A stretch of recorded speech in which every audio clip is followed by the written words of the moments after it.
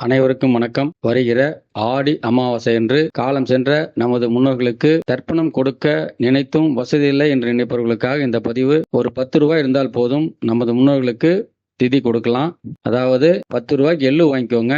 ஓடுற தண்ணியில நின்று அந்த எள்ளை வலது கையில வச்சு ஆள்காட்டி விரலுக்கும் பெருவிரலுக்கும் நடுவுல அந்த எள்ளு போற மாதிரி அந்த தண்ணி ஆத்துல தண்ணி முண்டு அந்த எள்ளும் தண்ணியும் கலந்து அந்த 2 விரலுக்கும் நடுவுல அந்த எள்ளு தண்ணி போற மாதிரி நீங்கள் அதை ஊற்றி அதை சமர்ப்பணம் பண்ணி முன்னோர்கள் நினைத்து வணங்கி அந்த எள்ளு தண்ணி கொடுத்தீங்கன்னா நமது முன்னோர்கள் அனைவருக்குமே மனதில் நினைத்து நீங்கள் கொடுக்கும் பொழுது அவர்களுடைய தீராத தாகம் தீர்க்கும், அவர்களை மனமகிழ்ச்சி படுத்தும் என்பது ஐதீகம்.